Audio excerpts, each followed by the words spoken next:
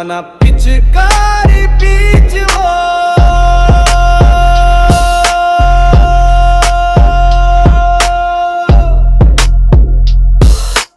உண்மையான ஹோலியை நாம் கொண்டாடுவோம். திருவாங்கடுவோம் நாம் ஹோலி விளையாடுவோம். நாம் ஆத்மாக்கள் சிவனின் குழந்தைகள். ஆத்ம நினைவின் திலகத்தை அணிவோம்.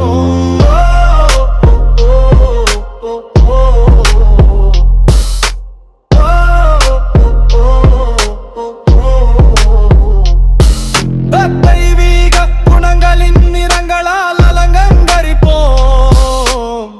சத்தினிமையான சொற்களை பேசுவோம். மங்களமான சங்கமத்தை சிவனுடன் கொண்டாடுவோம். செல் முழுமையும் பாடல் பணிந்தாடுவோம். பாபாவின் வரங்களை நம் மடியில் நிரப்புவோம்.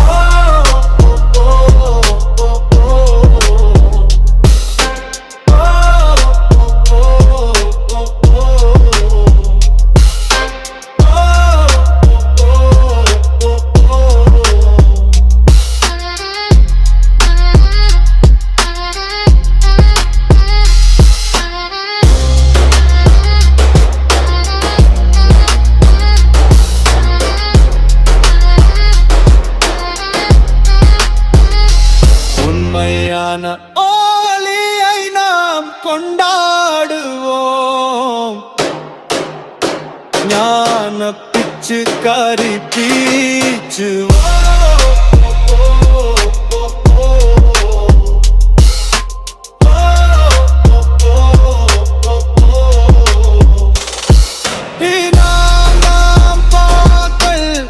சிவபாபாவின் குழந்தைகள் புனிதமான ஹோலியை நாம் கொண்டாடுவோம்.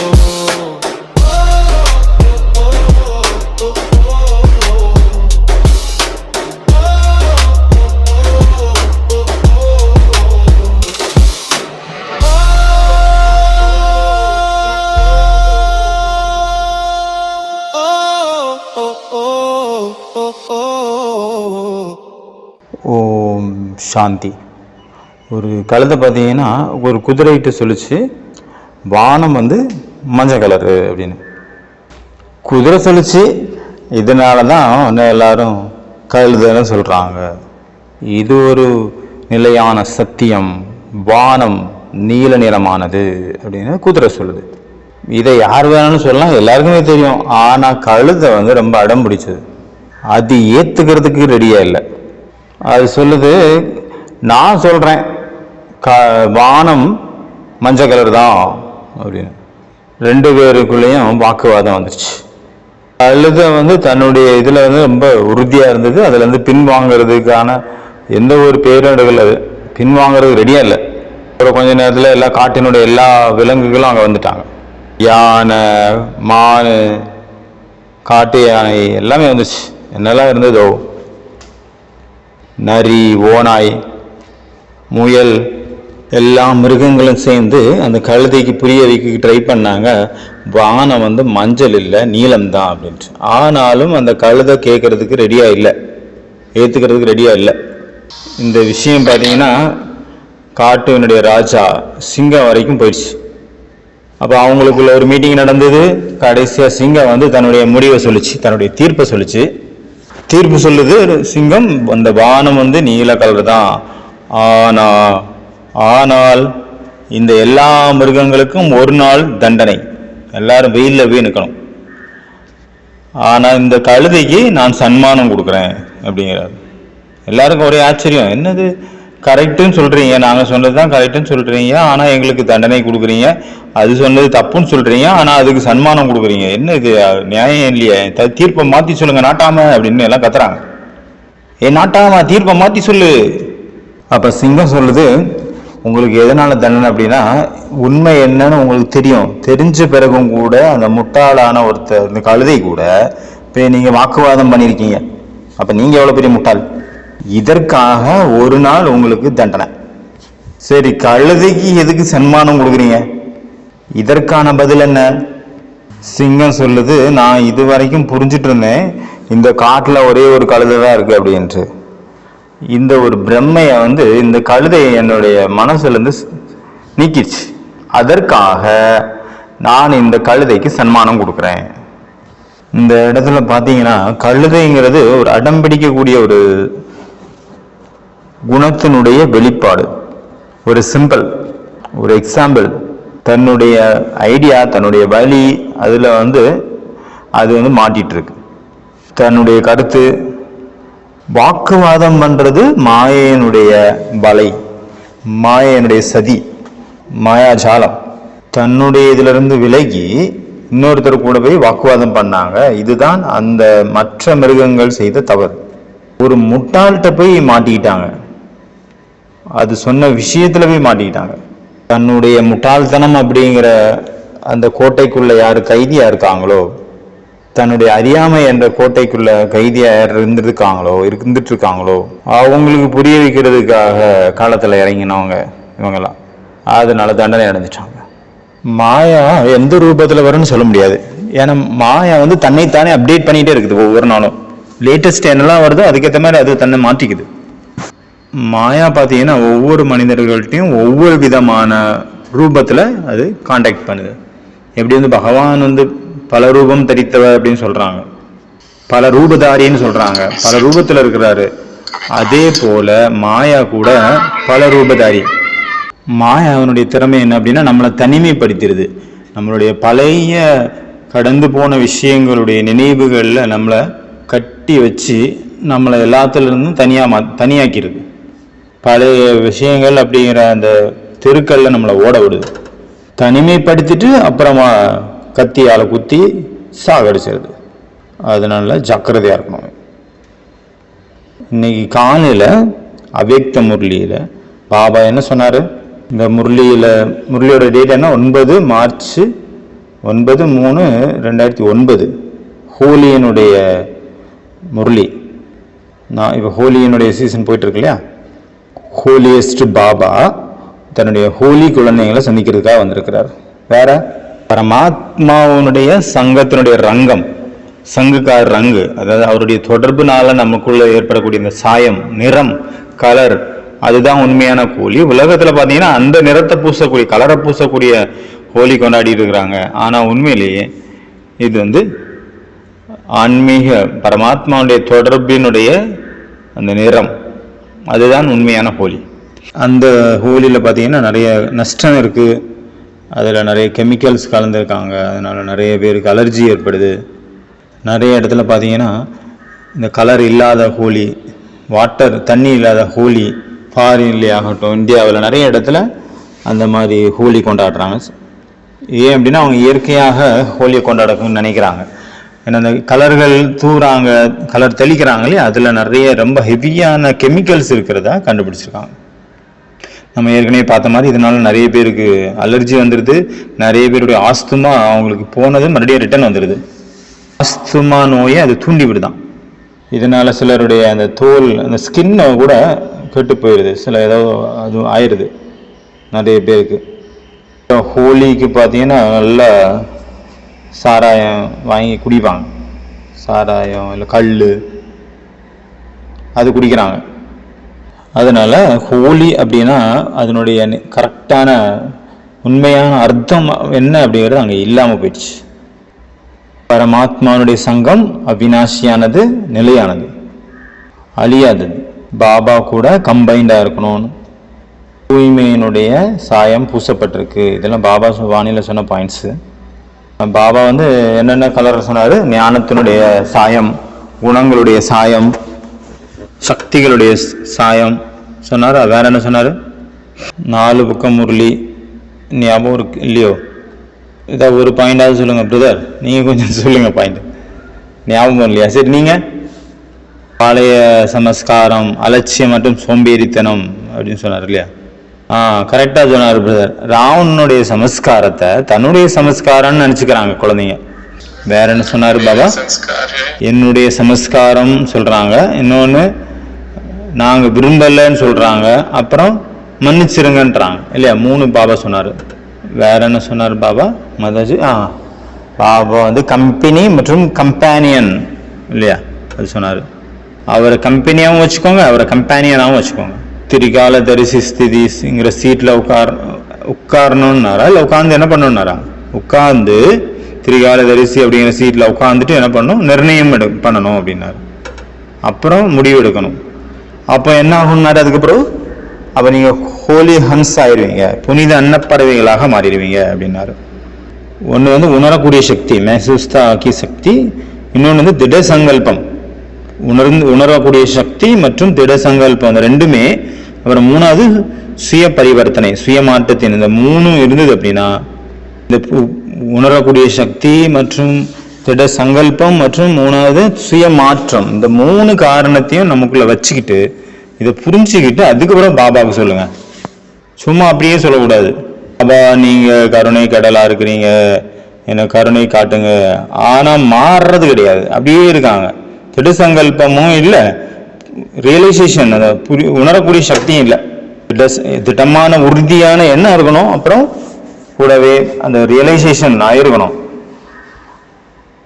அது அந்த உணர்வோட இந்த ரியலைசேஷனோட பாபாவுக்கு கிட்ட சொல்லணும். இல்லைன்னா என்ன ஆகுது? ஒரே தவிர மறுபடியும் ரிப்பீட் பண்ணிட்டே இருக்கிறீங்க. அப்புறம் என்ன காரியம் செஞ்சீங்களோ அதனுடைய பலன், தண்டனை அது கிடைச்சே தீரும். கர்மத்தினுடைய பலன்ல டிஸ்கவுண்ட் கிடையாது. அப்புறம் பாபா என்ன சொன்னாரு? வீணான எண்ணங்கள் மற்றும் தீய எண்ணங்கள், பழைய சமஸ்காரத்தினுடைய எண்ணங்கள், அது என்ன பண்ண சொன்னாரு? பழைய சுபாவ சமஸ்காரத்தை எரிச்சிருங்க அப்படின்னு சொன்னாரு. கரெக்டா? கோக்கி அப்படிங்கிற அந்த ஸ்வீட்டினுடைய உதாரணம் சொன்னாரா? கோக்கி சாப்பிட்ருப்பீங்கல்ல, இந்த தட்டையா இருக்கும், தட்டை விட மாதிரி, ஆனால் திக்னஸா இருக்கும், 1/2 இன்ச்சு திக்னஸ் ஸ்வீட்டு. முதல் இடைக்கடையினுடைய ஞானம் கொண்ட திரிகால தரிசி. ஓகே.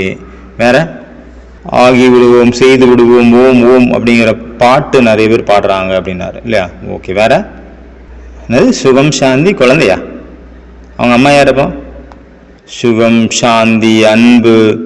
அப்புறம் அவங்க அம்மா தான் அவங்களெல்லாம் பார்த்துக்கிறாங்க.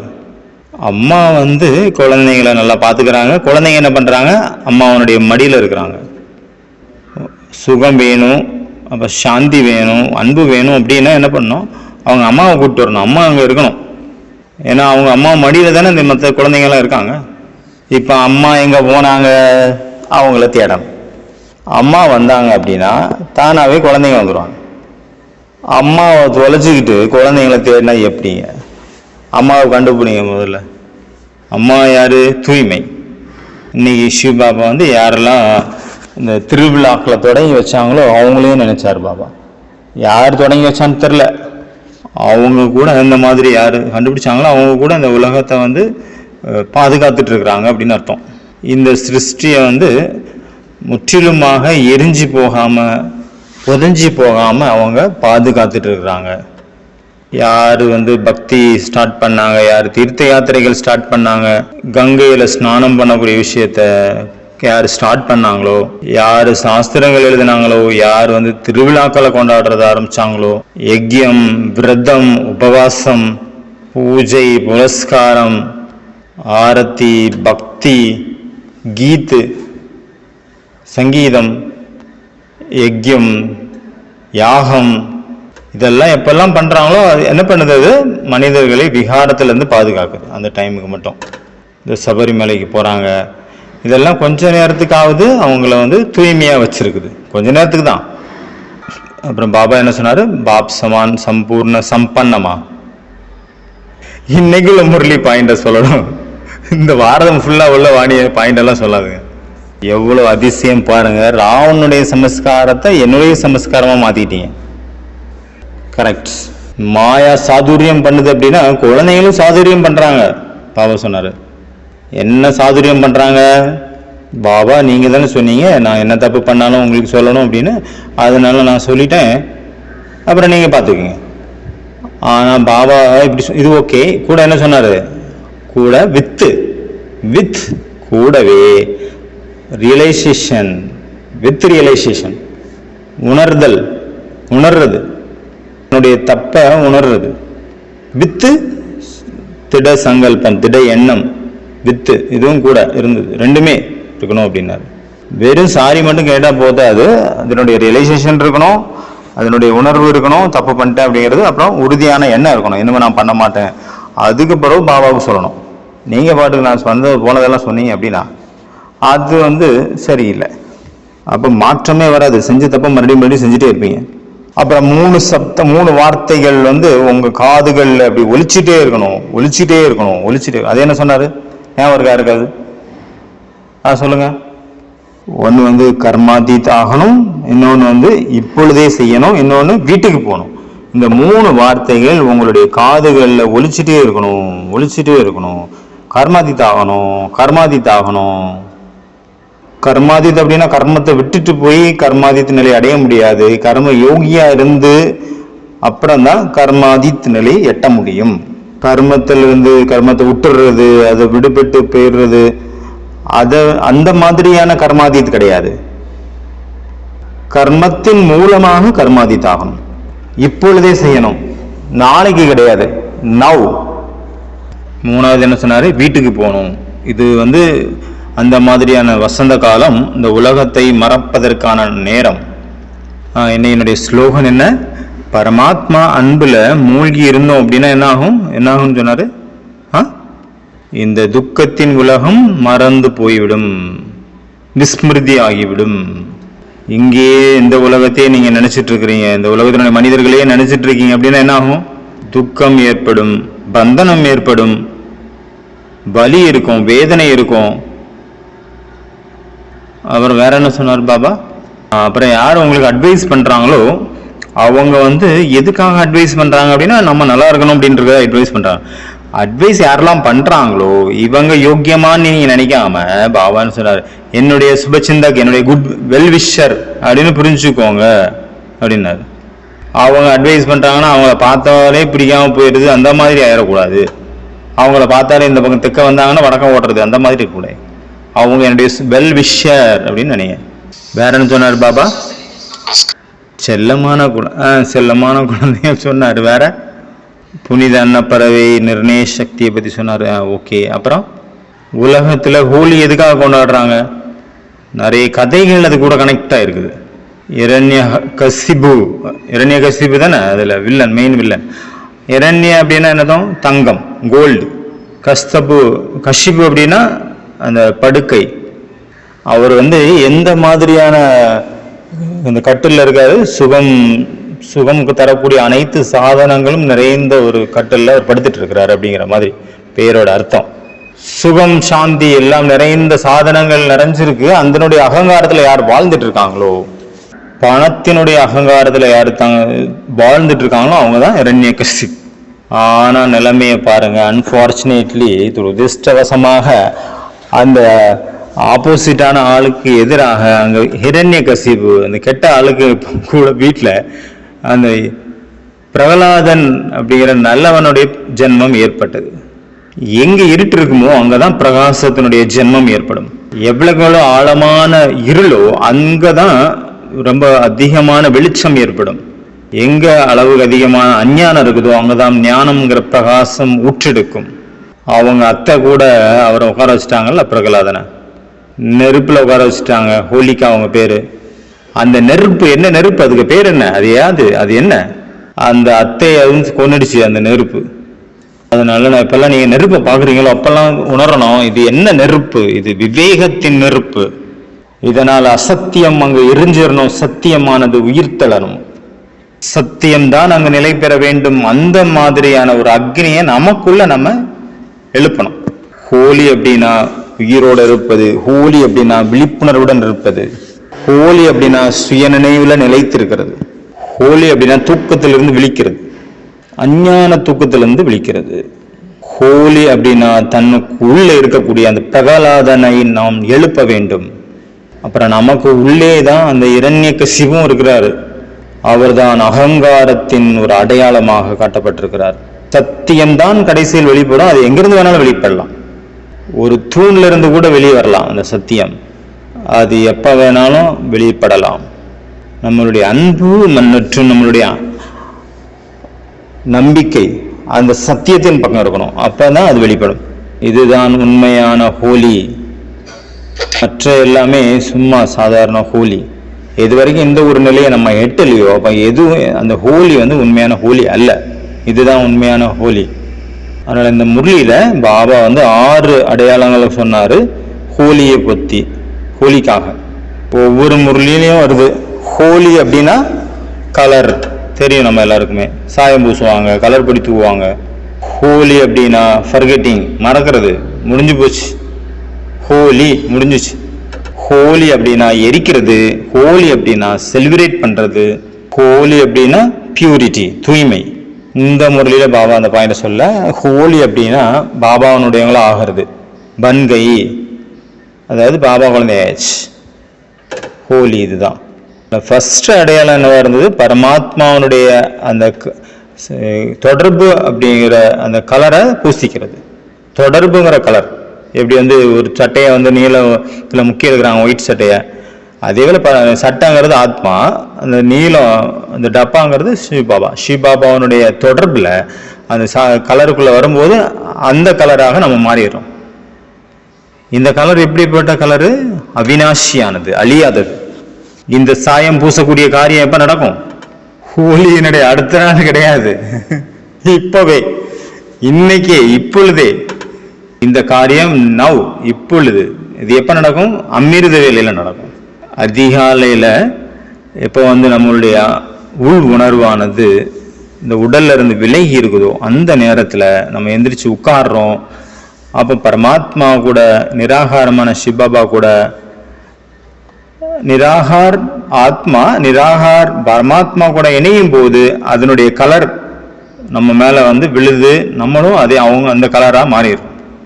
நிராகாருக்குள்ள மூழ்கிடணும். இப்படி ஒயிட் ஷர்ட்டை நீளத்துல முக்கிற மாதிரி. இதுதான் கம்பைன்டு சுரூபம். 2 பேரும் தனியா இருக்கும்போது என்ன ஆகுது? பரமாத்மாவிலிருந்து நம்ம பிரிஞ்சு இருக்கும்போது ஏதாவது ஒரு பிரச்சனைகள் வந்துடுது. பரமாத்மாவுடைய சங்கத்தினுடைய ரங்கத்துல அந்த கலரை நம்ம அவருடைய தொடர்பின் மூலமாக நம்ம அவரை போல அவர் கலர்ல நம்ம மாறுறோம் அப்படின்னா என்ன அர்த்தம்? தூய்மை ஆகிறோம் அப்படின்னு அர்த்தம். 2 கலரு 2 பேரும் ஒன்னா ஊத்தியாச்சு அப்படின்னா என்னாச்சு? ஒன்னாயாச்சுல, கம்பைன்ட் ஆயிடுச்சு, 2 ஒன்னாயிடுச்சு. இதுதான் கம்பைன்டு சுரூபம். கம்பைன்டு சுரூபம், பியூரிட்டி, அப்புறம் கலரு. இது ஃபர்ஸ்ட் தானும் கலரை பூசிக்கணும். ஆத்மாவுக்குள்ள பரமாத்மாவுடைய தொடர்பினுடைய கலரை மற்றவங்களுக்கும் பூசி விடணும். அந்த கலரை எடுத்துட்டு போய் பூசாதுங்க, அது ஸ்தூலமானது, இது சூட்சுமமானது. கலர் நம்மக்குள்ள எப்போ பூசப்படும், எப்போ மற்றவங்க மேல நம்மளால பூச முடியும். இது அப்படியே நம்ம அவங்கள துரத்திட்டு போய் அவங்கள பூசி விடுறது கிடையாதுல்ல. நம்மளுடைய தாரணைகளை பேஸ் பண்ணி தான் இந்த ஒரு மேஜிக் நடக்கும். ஒருத்தருக்கு என்னதான் புரிய வைங்க, ஆனா யார் புரிய வைக்கிறாங்களோ அவங்களுக்குள்ள தாரணை இல்லை அப்படின்னா எதிரில் கேட்டுக்கிறவங்களுக்கு அது அவங்களால தாரணை பண்ண முடியாது. தாரணை பண்ணாத ஒருத்தர் சொல்லும் பட்சத்தில் அவரை மற்ற கேட்கிறவங்களும் தாரணை பண்ண மாட்டாங்க தான். அதனால ஃபர்ஸ்ட் தாரணை தன்னைத்தானே ஃபர்ஸ்ட் பரமாத்மாவுடைய தொடர்பு அப்படிங்கிற சாயத்தை தனக்குள்ள முதல்ல பூசிக்கணும். நான் அவருடைய கலரா மாறிடணும் ஃபர்ஸ்ட், அதுக்கப்புறம் மற்றவங்களுக்கு மேல பூசுங்க.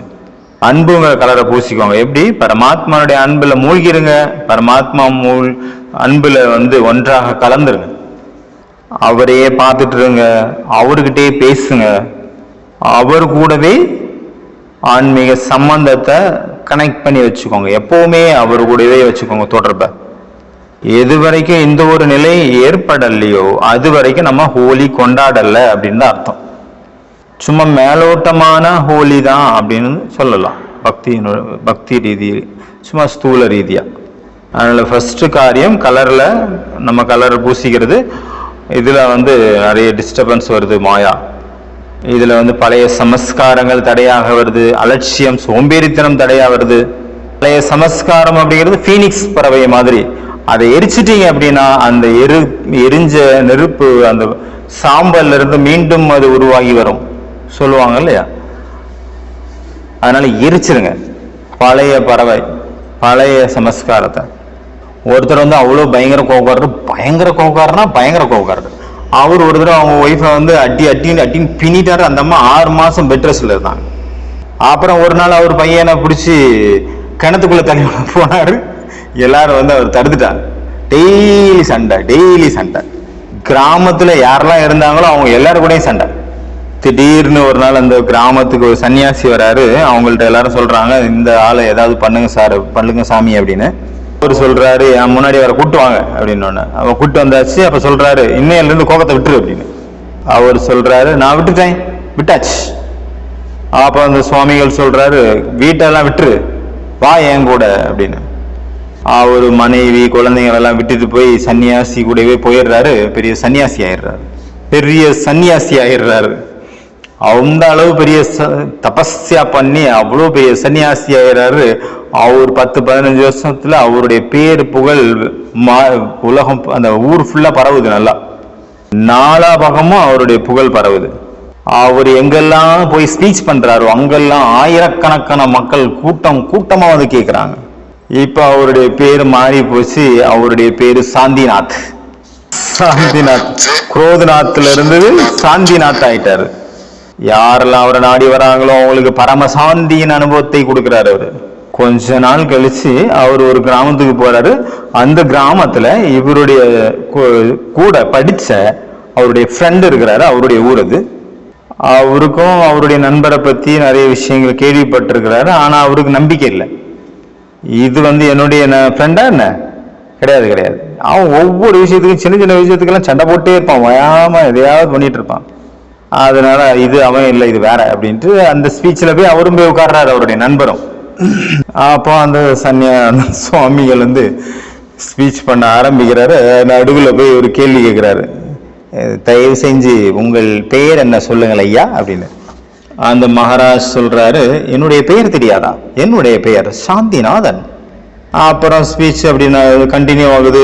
திடீர்னு மறுபடியும் நடுவில் எந்திரிச்சு அவருடைய ஃப்ரெண்டு, ஐயா நான் பேர் மறந்துட்டேனுங்க ஐயா, இன்னொரு ஒசரம் சொல்லுங்களா, எனக்கு ஒசரம் மறந்து போயிட்டேனுங்க. அப்ப அந்த சன்னியாசி சொல்றாரு, என் பேரு தெரியாதா உனக்கு? சொன்னல, இப்பதான் சொன்னேன், சாந்திநாதன். என்னுடைய பேரை உலகம் ஃபுல்லா 4 பக்கமும் எல்லாரும் சாந்திநாதன் என்னுடைய பேரை ஜெபிச்சிட்டு இருக்காங்க. உனக்கு இப்ப கூட இது கூட தெரியலையா? எத்தனை பேர் நான் போற இடத்துக்கெல்லாம் வந்து நான் ஸ்பீச் பண்றதை வந்து கேட்கறதுக்கு வராங்க. இவ்வளவு இது இருந்தும் உனக்கு என் பேர் தெரியலையா? எங்க இதுக்குன்னு வராங்கய்யா அப்படின்னு பேச ஆரம்பிச்சிட்டாரு. கொஞ்சம் கோபம் வருது இப்பதான். அப்புறம் அவர் உட்கார்ந்துட்டாரு, அவருடைய ஃப்ரெண்டு. கொஞ்ச நேரம் கழிச்சு மறுபடியும் கேட்கிறாரு, ஐயா சாமி உங்களுடைய பேரை நான் மறுபடியும் மறந்துட்டேனுங்க. அப்ப அவர் சொல்றாரு, இந்த முட்டா பசங்கள்லாம் யாரு இங்க கூப்பிட்டு அளவு பண்ணது? எங்கிறதெல்லாம் வந்து தொலைச்சிடுறாங்க நமக்கு சபையில, நம்மளை கடுப்பேத்துறதுக்கு.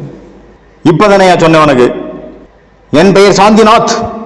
ஸ்பீச் வந்து கண்டினியூ ஆகுது. மறுபடியும் எந்திரிக்கிறாரு அவருடைய ஃப்ரெண்டு. ஐயா கடைசியா ஒரு கேள்விங்க, நான் உங்க பேர் மறந்துட்டேனுங்க, மறுபடியும் ஒரு தடவை சொல்லுங்க. அப்போ சாந்திநாத் இப்ப என்ன பண்றாருன்னா, அவருடைய அந்த கம்புருங்கள அதை பிடிச்சிடுறாரு. அவர் முகால ரெட் ஆயிடுச்சு, விட்டு அடிச்சிருவாரு அப்படின்ட்டு. அப்புறம் ஃப்ரெண்டு சொல்றாரு, ஆமா என் ஃப்ரெண்டு தான் கரெக்ட் அப்படின்ட்டு போயிடுறாரு. இவ்வளவு நேரம் நம்பிக்கை இல்லை, இப்ப நம்பிக்கை வந்துடுச்சு. அதே சேம் ஆளுதான் அப்படின்றாரு. கண்டுபிடிச்சிட்டேன் அப்படிங்கிறாரு. இப்ப வாயா வலிக்கு அப்படிங்கிறாரு. கோபம் வந்து இப்ப கூட இருக்குது, உள்ள இருக்குது. 10 வருஷம் ஸ்பீச் பண்ணாலும் சரி, 15 வருஷம் தபம் பண்ணாலும் சரி. 10 வருஷம் ஆச்சு ஒயிட் ட்ரெஸ்ஸை போட்டு, 15 வருஷமா ஞானத்துல இருக்கேன். ஆனாலும் 10 வருஷமா சரண்டர் ஆயிடுச்சு. ஆனாலும் அந்த பழைய சமஸ்காரங்கள் 10 வருஷத்துக்கு முன்னாடி உள்ளது அது உள்ளே தான் இருக்கு. ட்ரெஸ் மட்டும் தான் மாறி இருக்கு, ஒயிட் ஆயிடுச்சு கலர். அந்த பழைய சுபாவம் எங்கேயுமே போகல, அங்கதான் இருக்கு. அது டெம்பரரியா அது உள்ள அமக்கப்பட்டிருக்குது. அந்த ஆன்மீகம், அந்த ஸ்பீச், அந்த புத்தகங்கள், அந்த முரளி, அந்த யோகா, அந்த பிராமணர்களுடைய தொடர்பு, அதை வந்து கீழே அமுத்தி வச்சிருக்கு. அதுக்கு சான்ஸ் கிடைக்கல. அப்போ ஹோலி அப்படின்னா என்ன அர்த்தம்? அந்த பரமாத்மாவுடைய கலர்ல மூழ்கி போயிடணும், அவருடைய தொடர்புங்கிற கலர்ல மூழ்கி போயிடணும். அதாவது அவருடைய கலர் எப்படி இருக்குதோ அதே போல நம்மளும் ஆயிடணும். இந்த சாயத்தை பூசின பிறகு இன்னொரு கலரை பூசக்கூடாது, வேற எந்த கலரும் பூசிடக்கூடாது. இது அந்த மாதிரியான கலர். அதனால பழசு எதுவும் மறுபடியும் வந்துடக்கூடாது பாபா சொல்றது. அதனால ஹோலி அப்படின்னா இன்னொரு அர்த்தம் இருக்குது. ஹோலினா ஃபர்கெட், அவ்வளோதான், முடிஞ்சு போச்சு, அதை ஃபர்கெட் பண்ணிருங்க, மறந்துடுங்க. என்ன முடிஞ்சதோ முடிஞ்சாச்சு. இப்போ என்ன, இப்போ மறுஜீவா, மறுபடியும் புது வாழ்க்கை கிடைச்சிருக்கு, புது ஜென்மம் எடுத்தாச்சு. நம்ம வந்து நம்மளுடைய கடந்து போன விஷயத்தினுடைய அந்த கைதியாகவே இருக்கிறோம். அந்த பழசையே திங்க் பண்ணிட்டு இருக்கோம். எனக்கு இது நடந்தது, எனக்கு அது நடந்தது, இவர் இப்படி பண்ணாரு, அவர் அப்படி பண்ணாரு, இவர் இதை பண்றாரு, இவர் இதை பண்றாரு, இவர் இதை சொன்னாரு, அவர் அதை சொன்னாரு. அவர் எப்பவோ சொன்னாரு, அது முடிஞ்சு போச்சு, அது பாஸ்ட், முடிஞ்சு, ஸ்டாப், ஃபினிஷ்டு, அது ஃபினிஷ் ஆயிடுச்சு, முடிஞ்சு போச்சு.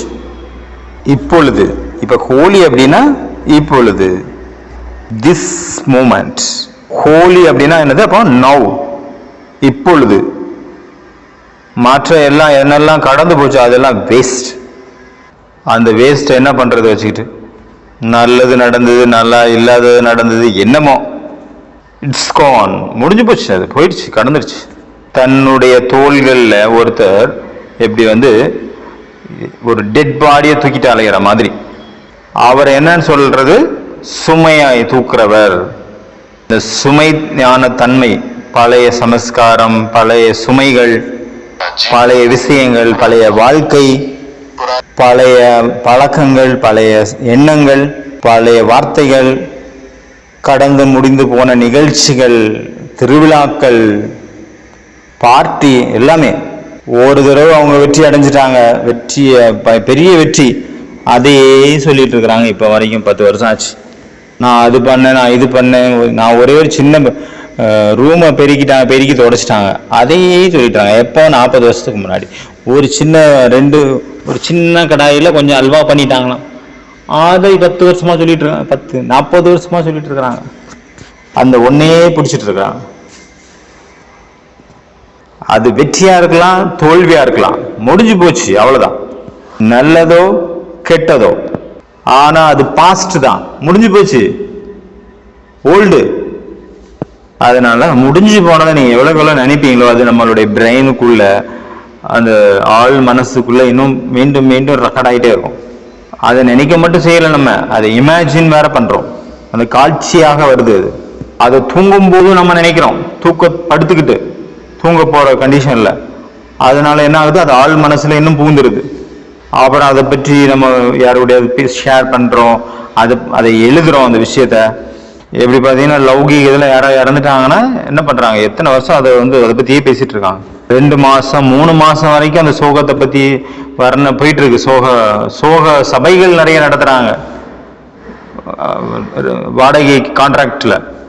இதுக்குன்னே நிறைய குரூப் இருக்காங்க சோக சபை நடத்துறதுக்கு. அவங்களுக்கு பைசா கொடுத்தா அவங்க அழுதுட்டு போவாங்க, கூட்டமா அவங்கள ஆளுகளை கூப்பிட்டு வருவாங்க, ஒரு கொஞ்சம் நல்லா அழுதுட்டு அப்புறம் போயிடுவாங்க. 1 மணி நேரம் 2 மணி நேரம் ஃபுல் டே, அதுக்கேற்ற மாதிரி கூலி. சரி, அதோட போச்சா, வீட்டுக்கு நிறைய கெஸ்ட் வந்துட்டே இருப்பாங்க. 2-3 மாசத்துக்கு ஒரே டாபிக் தான் போயிட்டு இருக்கோம், துக்கம். ஆனா அதனுடைய ஃபுல் பிரபாவம் அவங்க லைஃப் ஃபுல்லா போகுது.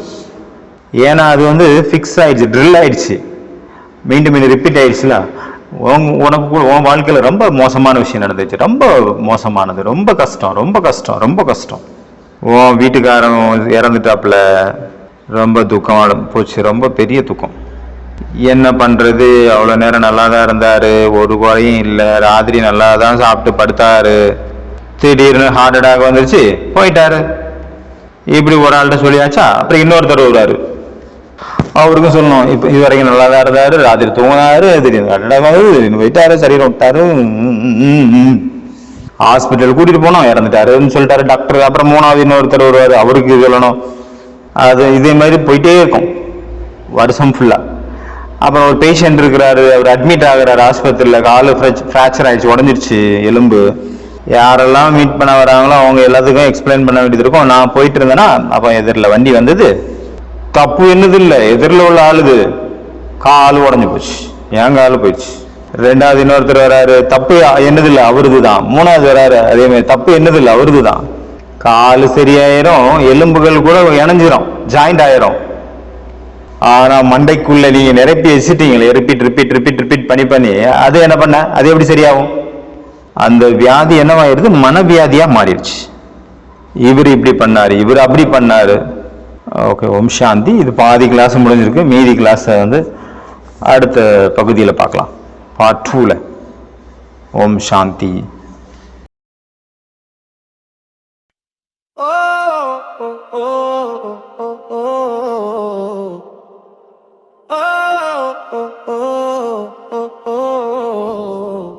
ஞான பிச்சுக்காரி பீச்சுவோ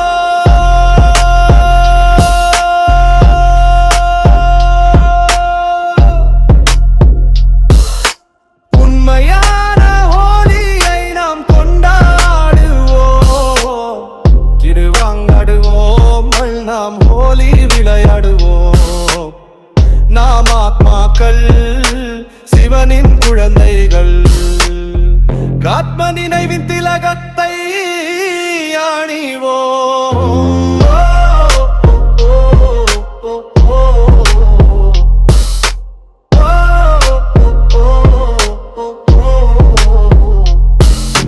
தெய்வீக குணங்களின் நிறங்களால் அலங்கரிப்போம், சத்தினிமையான சொற்களை பேசுவோம்.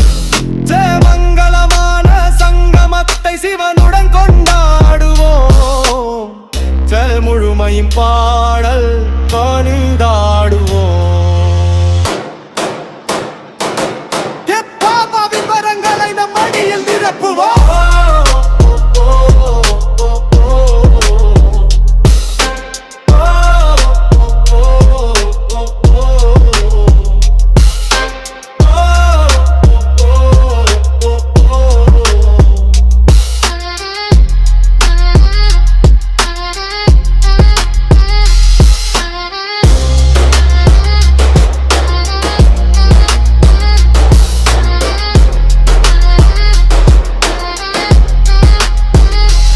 உண்மையான ஓலியை நாம் கொண்டாடுவோம், ஞான பிச்சுக்காரி பீச்சுவோம்.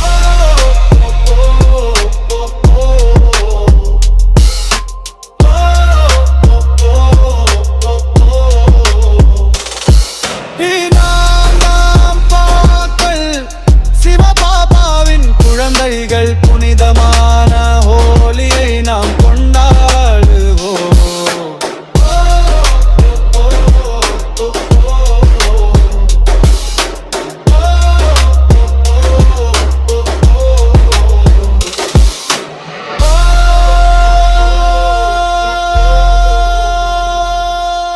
Oh, oh, oh, oh.